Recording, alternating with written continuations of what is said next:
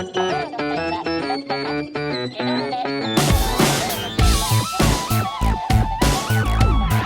back, everybody, to fact number 21 of this long, 20-hour-long marathon podcast. We have been going for coming up to 12 hours now. It's very exciting. Thank you, everyone who's been donating to this comic relief cause. Let's see where we're up to on the money front. We're on £78,000, 298. Thank you so much. That is such an awesome amount. Thank you to Kaylee Davis, to Jared, to 500-year-old Skeleton, who hasn't actually donated any money. He's just put their name there, as far as I could tell. Thank you to Tim, Michelle, David. A lot of Anonymous. Anonymous is very generous tonight. Thank you so much. We really appreciate it. And but let's keep the money coming in. This is all going to such an amazing cause.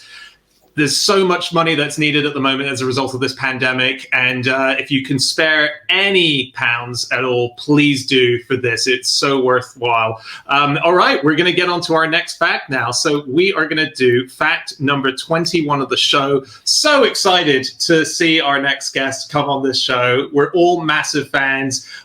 You'll know her stuff. She absolutely changed the landscape of stand-up comedy with her show Nanette, and Douglas is doing exactly the same. Please welcome to the show, it's the wonderful Hannah Gadsby. Hey. Hello. Hello. Yeah. Hey, how you all holding up? Yeah, great. Is Douglas just fresh. another person that Dan was plugging, or is Douglas is the name of your following show, isn't it? Yeah. Cool. Yeah. My friend Douglas is also doing really well. Check. Oh, thanks for being Douglas here. is actually my dog. Right. Okay. Is that real? And- Oh no, I can't tell. Me neither. Yeah. No, that's a dog made of crayons, It's been a long night. and he's on a shelf. Just seems very well trained. Yeah. Is Douglas really your dog? That's what you meant, right? Yes, Douglas is also an animated, fleshy situation that is not wax. That's my Madame Tussauds, Douglas. Got it. I'm so confused. So is Douglas? I know. Douglas is a Hello? real dog in as well, right? That's what we're. Yeah, absolutely. Okay. What was saying? James has stormed out in protest about the confusion. And I'm not going to show you him. He's not here. But I wish I had the real dog, because it might relieve some of your confusion. You're not, I understand. Hannah. I can see that, Andy, but to the left of you, a lot of confusion. I think it was the moment where you said that he's an animated, Yes. but then fleshy. Oh. That really confused people, because you've already mentioned the drawing with the wax thing.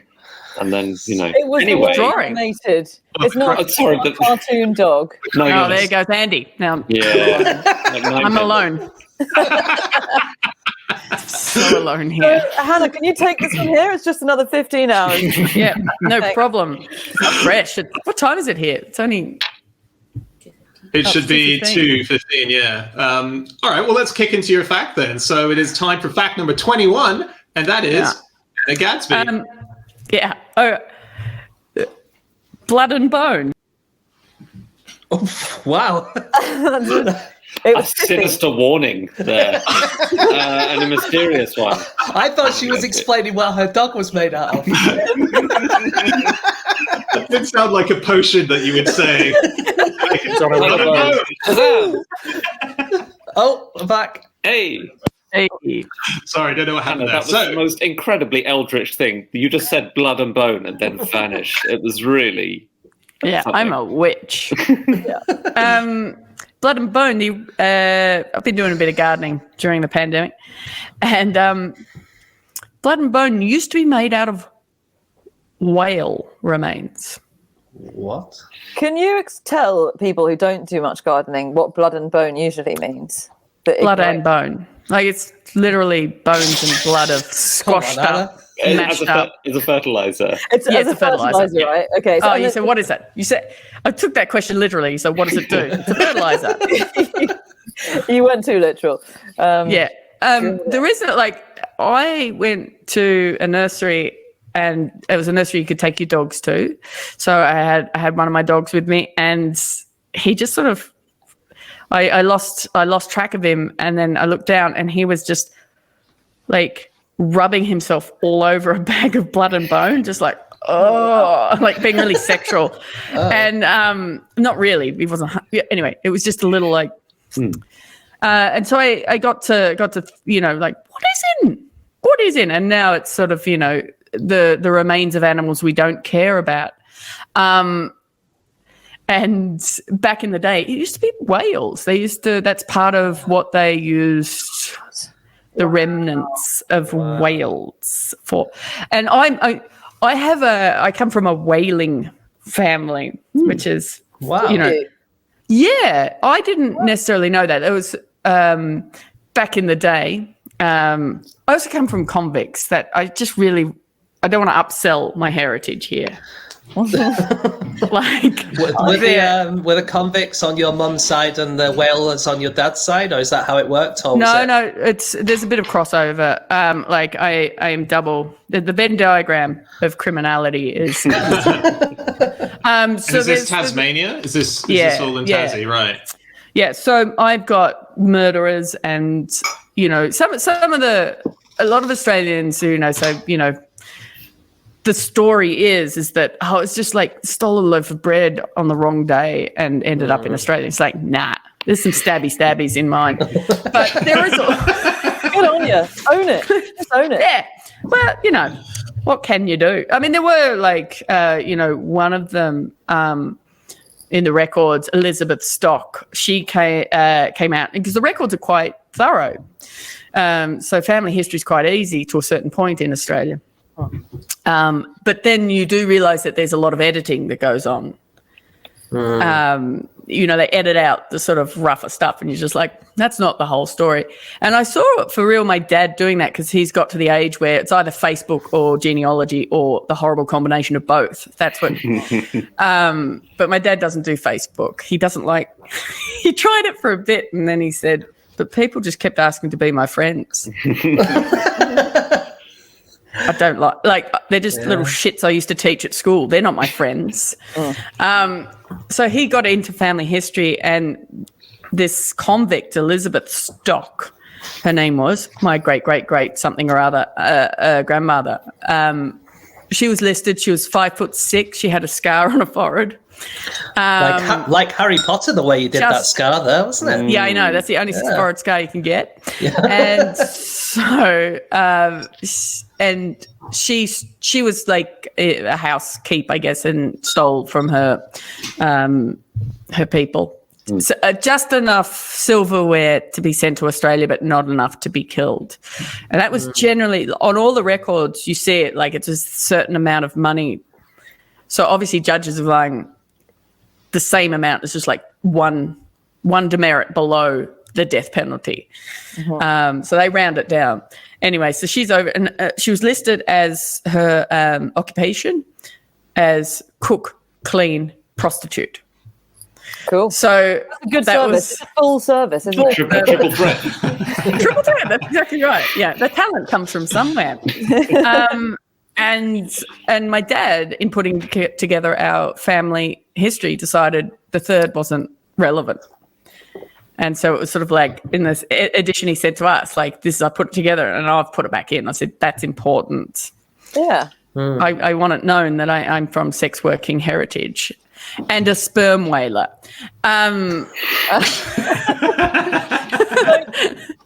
You're welcome. Something about your emphasis on the word sperm there that felt so unnecessary, and yet did it necessary. Well, he was literally a sperm whaler, like the sperm whale. Don't erase it, Anna. Yeah, I'm not it's important to not cut that out. Yeah, but that's the thing. It was so important. I really love this. It's that sperm whales, they produce the best stuff. It was like, what do you mean? Basically, it's called spermaceti. Yes, the worst pasta ever. I mean, I'm not a fan of squidding, but all of a sudden I am. So spermaceti, and basically that's the stuff. Like, sperm whales have massive heads, the biggest brain of any creature apparently that's lived on Earth is a sperm whale, and in it there's this like tub, we'll call it a tub, of spermaceti,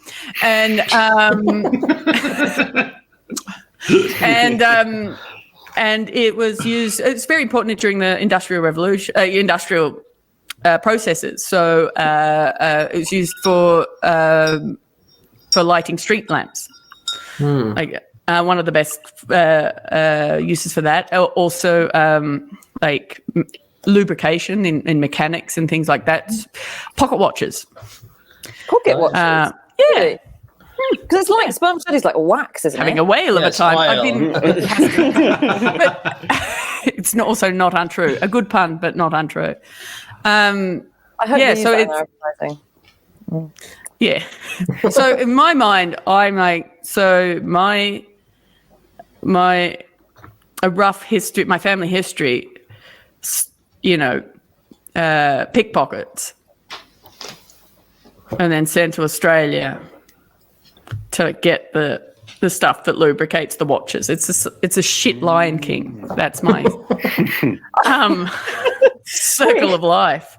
But anyway, so I have they sort of like so of course like the convicts and ruffians that populated the early part of my family history clearly sort of worked their way up, and I have a relative who became a master mariner. Spermaceti mariner. Anyway, he originally whales were caught on shore, and they were like southern right whales because they come up the river, so you just sort of shoot your harpoon out, and then they built bigger ships and would go out and hunt for sperm whales. They're the deep sea situations. Interesting. I'm doing all the work. I love it. Interesting sub fact. The guy who wrote Moby Dick spent some time in Australia on these vessels.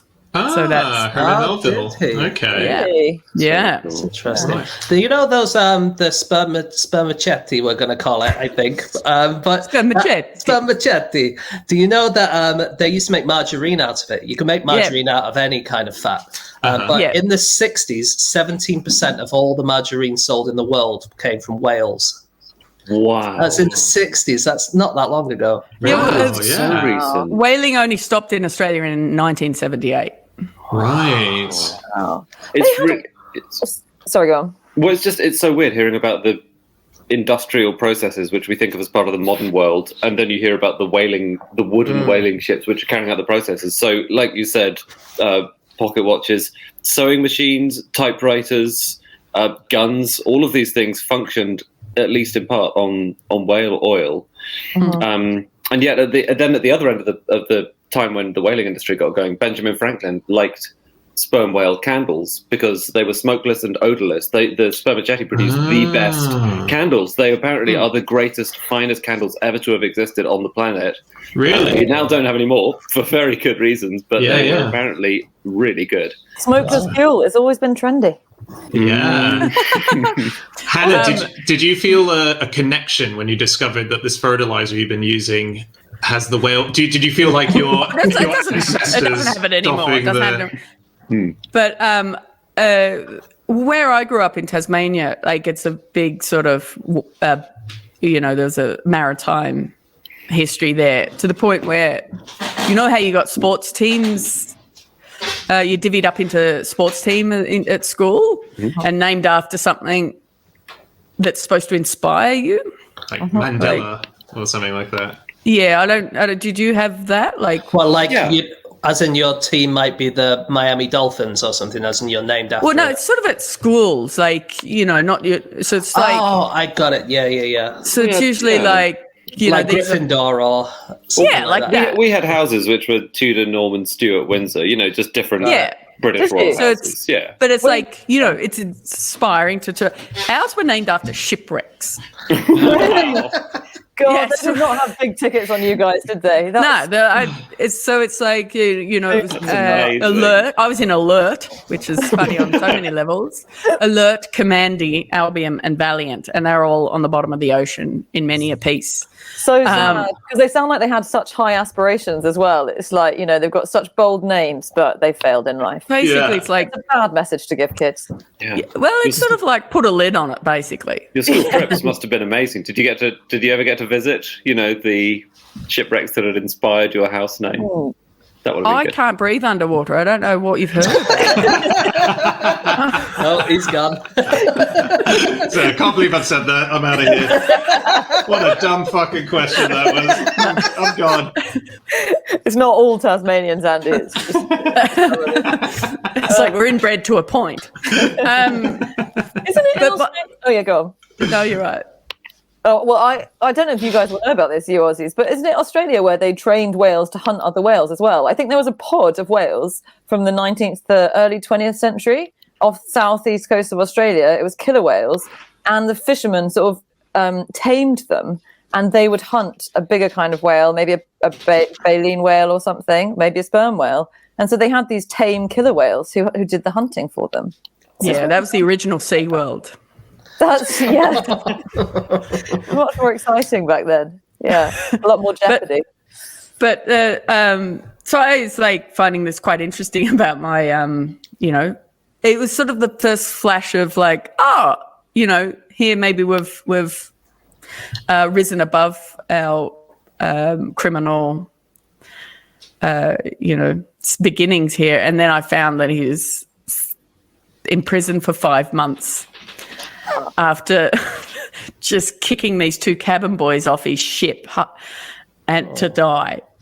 Like halfway, so there's this whole story that you find. It's like basically these 2 kids, one's a stowaway, one's the cabin boy, and they were just kicked off in the middle of nowhere, in the south of Australia. Somehow they managed to get back and go, that was uncalled for, and he was put in prison for 5 months for breach of contract. It's like, you're supposed to employ these boys and you left them for dead. So the leaving if the contract had been done and he'd left them for dead, he might have been fine, but it was because he still had a contract to pay them.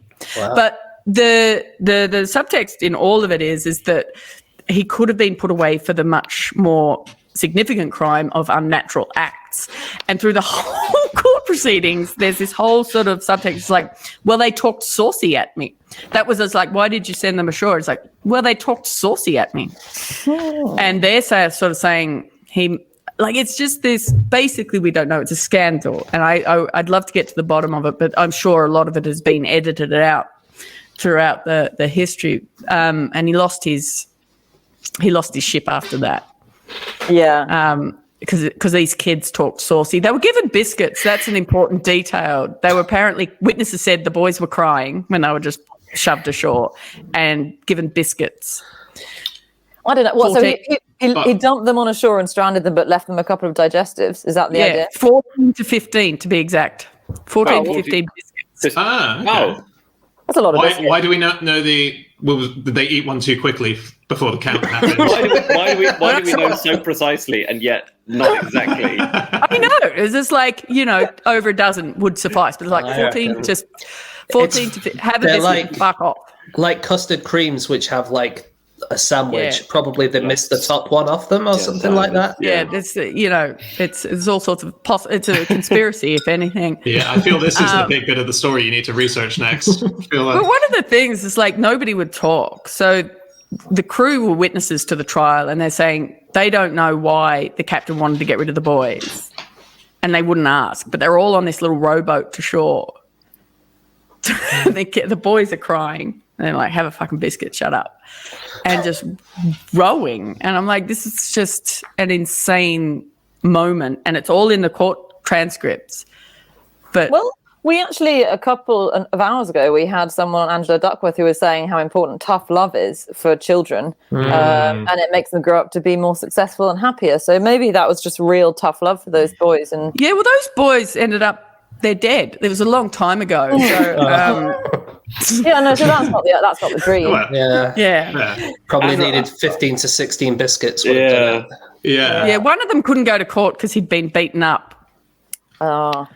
Anna, I do think Angela, when she was on talking about tough love, I think she said it's important not to leave people on islands and you know.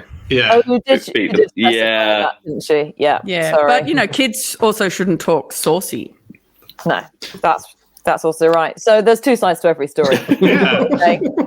So I find the history of whalers and how whaling used to be done is so interesting, and the kind of rituals around it.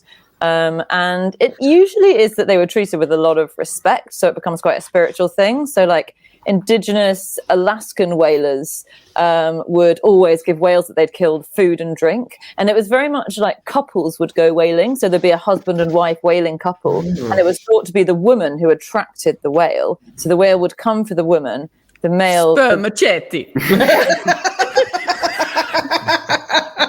Yeah, strumming a mandolin or something, would bring it into shore. They'd kill the whale, and then she'd always give the whale food and water. And this would be a way of saying Dinner and a date. Have you exactly? Yeah. And then she had to cut off its head as well. She has to give it the water, cut off its head. Really? What's the guy doing in all this? Yeah, that He just kills sounds it. like He kills it. outsourcing. He's laying the table. He's a very busy, important bit of the procedure. Yeah. He Lighting kills the the whale. candles. Made of their cousin. Can you hurry up with that head chopping? I need the candle for this lighter. I have to say, that does sound like a two-person job, cutting off the head of an entire whale. It does. Yeah. If you're the husband just standing by with his arms folded watching you do it, you'd be resentful, wouldn't you? That's true. Sorry, lost you there. You know, marine parks, which sometimes have whales, they keep. Do you know how marine parks masturbate killer whales? No, Andy. Do you know I don't? Again, I don't know what you've heard about me, Andy.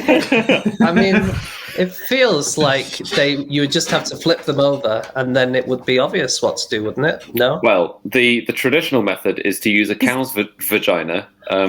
Traditional. Either real or artificial. And I think if you're using an artificial cow's vagina, why don't you go the whole hog and use an artificial whale's vagina? But I guess they don't make artificial whale's vaginas, so... Well, there's a gap in the market. A small one. There's a market for gaps. I think it's a pretty big gap. This is just the extraordinary. But that's the old-fashioned method. They don't do that anymore. But they used to. They used to fill it with hot water, like a kind of hot water bottle, and then use that on their killer whales. Well, what do they do now, Andy?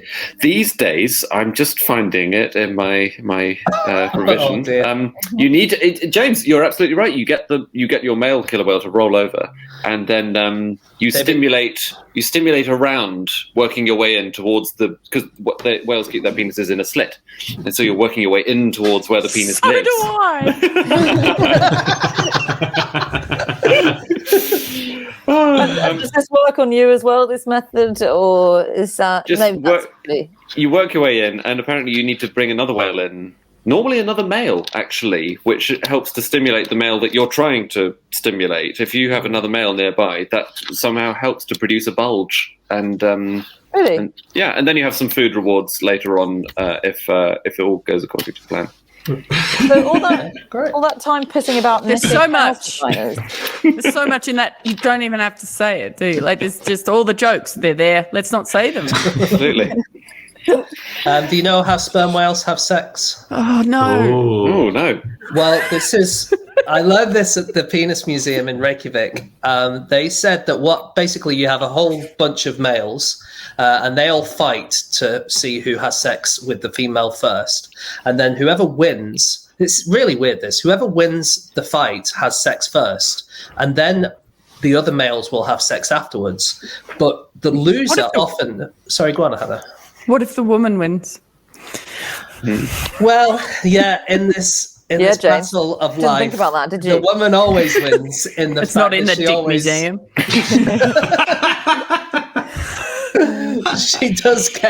She gets pregnant, which is what she wants. But the interesting and weird thing is, according to this museum, it's the loser who often gets to sire the child because he's the last one to have sex with the female, and often it washes away all of the other sperm inside of the sperm whale. Crumbs. Spermicide. Who's the winner? Sperm sire. Spermicide. That's what. Yes. Yes. Yeah. But then why don't why haven't male sperm whales evolved to be bad at fighting? It's Yeah. weird, isn't it? I'm not sure. Maybe they have. Yeah. Maybe. I like the Yes. escape mechanism that sperm whales use, possibly in Do you? fights. You really like that? Yeah, wait till you hear it. This is an exciting thing. And this has been photographed by divers, and it's a rare event, but presumably they do use it. They create, if it's sort of, I need to get out of here quick and I need a disguise, they create what's called a punado, where they have a 30-meter wide bowel movement that erupts out of them, creates a blanket brown everywhere so that they can just slip off and get out of there while you're in the excrement searching for the sperm whale. So that's their escape mechanism. We've only seen it a few times, but That's where the phrase "a shit ton" or a shitstorm. Yeah. Yeah. Yeah. It's a good trick. You know, Dan, I don't like that fact. I called that wrong. Yeah, you misread this room. I've got that written on my page. I've circled it. Hannah's going to love this. Okay, all right. That's a problem. Never had that response before, and I think it's important people are more honest with us. Doesn't like it. Fair enough. What about the fact that whales? Yeah. Has every fact evolved into shit and cum? Like, is that? No. Like, I know I set it up with spermaceti, but like, 'cause I've watched a few of these, and it does like always end up with an interesting penis fact. Or vagina sometimes. There's, I think. Well, we got both today, which was great. You got the full whammy. I've got a leg fact. Oh, yeah, nice. They don't have legs. Actually, Hannah, I'm afraid to tell you they do have legs, as your whaling ancestors could have told you. Whales have legs. Really? For a really short period of time. In the womb. I just find this so cool. So, whales evolved many, many millions of years ago, evolved to walk on land, or sea creatures that started walking on land, walked on land for a while, didn't like it, went back into the seas about 50 million years ago. So they lost their legs, but not totally. So when whales are fetuses, they just grow some legs, some fetus feet for a while, and then they just retract slowly because they realize they don't need them because they're going to be born in the sea. Isn't that cool? So that when they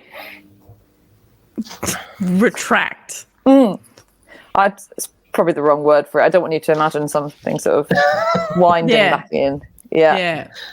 There's a protrusion, a leg protrusion that sort of. So when out. they're masturbating whales, is there a chance that they get the wrong bulge?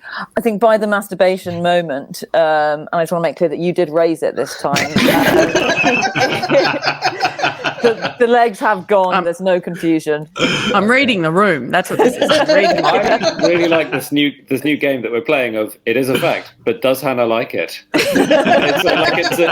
There's Jeopardy for the first time in 12 hours. I'm really excited I like about this what leg they're saying. fact. I like this leg fact. Who else? I've only got dick facts, so I'm gonna sit out.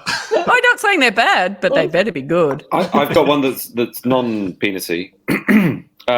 Which is that whaling logbooks, the records which they were kept very meticulously all the way through whaling seasons, those are now incredibly useful to climate change scientists because they measured where the ice shelf was, they measured where the presence of icebergs, daily weather conditions, all of it. How many biscuits they were going to stow away? 14/15 biscuits remaining. What has happened? They had to cancel the whole trip. But it's a time traveling weather satellite basically that is now coming in incredibly handy. So thoughtful. Yeah. I like that fact. Who's next? Oh, okay, I'll have a go. I'm not sure you're going to like this, but beluga whales, they have the most midriff fat of any mammal. And they have special muscles that can move their love handles up and down, and it helps them to go up and down in the water because it's like more buoyant. That is a great fact. Yes! Yeah. Come on, Dan, you can do it. Well, I've only got my dick facts, so... It's okay. Some of your dick facts might be okay. Okay, all right. Well, this is an old one that we did on the podcast, but any time that you've seen a depiction of a sea monster coming out of the ocean, and is it the Kraken? Is it so on? There was a scientist, or rather, I guess maybe a historian, who looked through all the pictures that we have of people claiming to have seen sea monsters and worked out that it isn't a sea monster. It is, in fact, grey whale penises. And it's because grey whales mate at the surface of the sea. And there's always two males, but it's one male and one female having sex while the other penis just flails in the air, just waiting for that to finish. And that's why.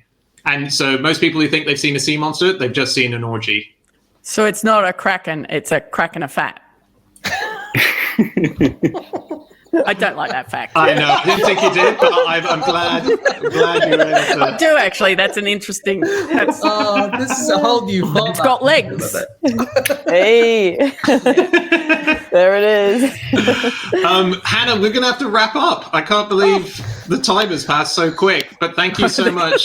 Thank you so much for coming on. Thank you. Well done. Your Who Do You Think You Are is going to be such a boring episode when they're going, did you know? And you're like, yeah, knew that.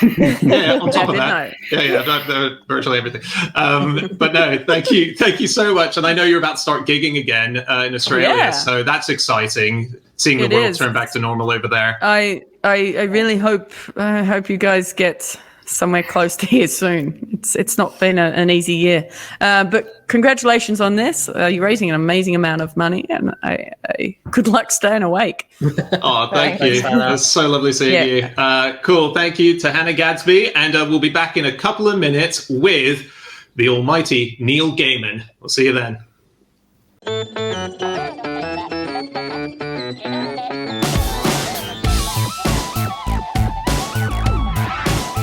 Hey everybody, we hope you enjoyed watching that video from our 20-hour-long No Such Thing as a Fish comic relief marathon. There are plenty more videos to watch, but before you watch them, we're going to ask you to donate to the cause that we did this for.